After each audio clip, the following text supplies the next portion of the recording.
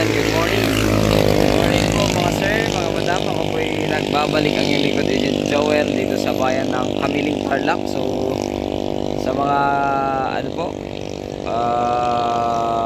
buyer dyan or client na naghahanap ng ganito, merong business, ayan, malakas po yung gasolinahan nila. Pinakamababa po 100,000 daily po yun kahit tag-ulan. So pinakamataas naman 200,000 plus. Basta 100,000 mahigit yung daily. Tinignan ko yung record nila eh. So yung hardware naman malakas daw po yung hardware. Kaya lang ang reason po ng pagbenta ay nagkakaedad na yung mga seller natin. Siyempre pag sa negosyante ka kasi kailangan matutukan mo lahat. Pero sa ngayon po ay hindi na nila natututukan, kaya ibebenta na po or magbabawas po ng business. So tara tingnan natin tong property. So ito po yung property mga sir. Mayroong gasolinahan, at the same time meron siyang hardware, meron ding bahay. Ayan, yung bahay naman mayroong 3 kwarto, may kusina sa taas, may kusina sa baba, may mini mart din sila. So mayroong hardware, papakita ko mamaya doon. Tapos may bodega doon, papakita ko rin mamaya. Tingnan muna natin tong mga tambakan ng bato. Ayan. So yung mga gamit sa mga truck ay hindi po kasali. May isang maliit lang na truck daw na kasali, hindi ko alam kung alin po dyan. So ito po yung istakan ng kanilang mga bato. So yung mga gamit sa hardware ay hindi kasali. Yan yung mga yan.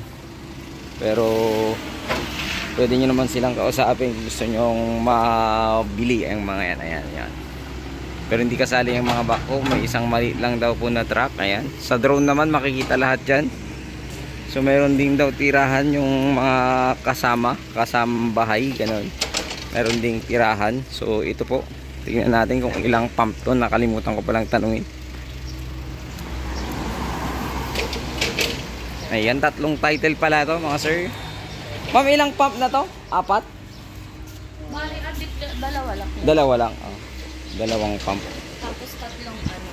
3 Yung machine gun. 3 yung ano ba tawag diyan? Oo, yung parang tangke din, oh. 3. So ilang liters yung laman ng ganun, ma'am, diesel?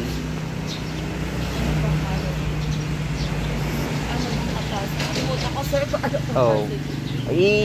Kung na lang kasi may nakalagay doon, di ba, 15,000, gano'n, nakalimutan ko pala tanging ganyan. Tapos yung premium 10,000 gano'n. Paano? Ang alam ko 10,000 yung pinakamababa, ano? May 6 ba? Hindi, may 6 po. Baka yung ano, yung ano yung isa, yung unleaded, 6,000 yung unleaded. Pero may sarili silang tangke, pero hindi kasali yan. Kung gusto yung bilhin, pwede naman siguro. Ayan. So at least 2 pump lang, no? Tapos yung diesel, 2 yung tangke niya, oh. Tig-isa lang silang 3.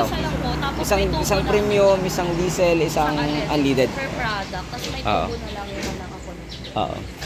So yun. So bro, sumama ako doon yung dulo.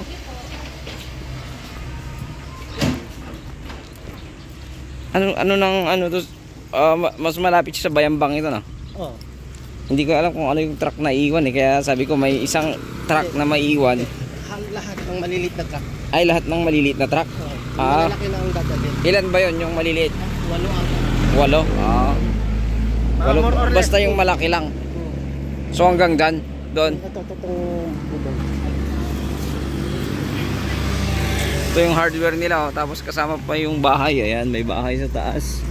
Ayan, malakas tong hardware nila. Kasi may mga kliyente na talaga sila eh.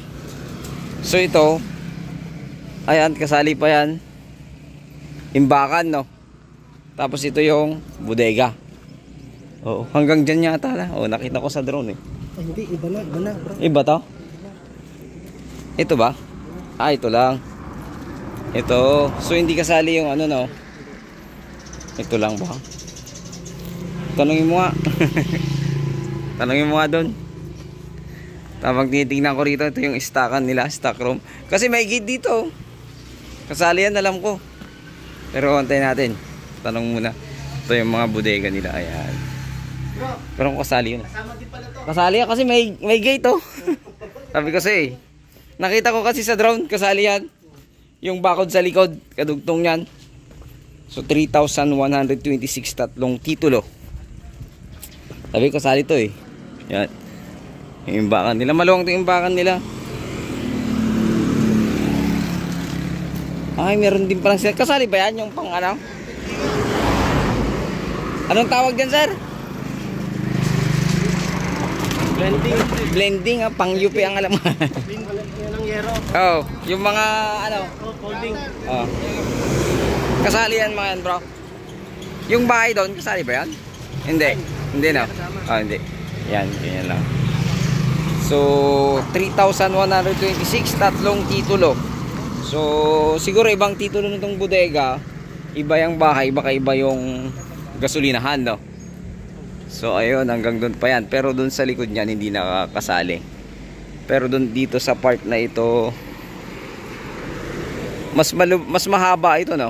Mas mahaba, tapos pa ganun. Kasi tabok-tong tudo sa Oh, tapos ito yung bahay, oh. Ayan, ganda ng bahay. May 3 kwarto daw yan sa taas. So ito, ano na to, package. Hardware, gasolinahan, bahay. So may 8 maliliit na truck nakasali. Tapos yung tanker hindi kasali, mga sir. So dito pala dudugtong yon yung pinuntahan ko kanina dyan, no? Ito yung may bakod na kasi siya. So dito yung stock room niya. Malakas daw to eh, sabi nung tao niya. Kaya lang babawas na ang matanda na rin talaga, no? Kasi mahirap talagang mag-business eh pag medyo may edad ka na. So yun, yung issue niya doon sa pader, medyo nag-slide ng konti doon sa dulo, no? Ay, maganda pa to. Kaya lang ang presyo nito, magkano bro? 85? 85 million package. package shop. Sagot ba nila capital gain tax? Sila na. Sila na, oo. Tapos, pero kung sakaling Tumawad, pag-usapan na lang nila. Basta may cash. Pag may, madali naman daw sila kausap kapag may pera na. Oo, tapos negotiable, no? So, Doon din sa resort. ganoon din. Tingnan din natin. Sige, sige. Ulitin ko, ito ay bayan ng Kamiling, Tarlac. Tapos merong gasolinahan, hardware. Ayan yung hardware nila.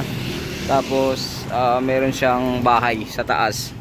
So 3 kwarto. Hindi na natin papasukin yan kasi wala yung seller natin.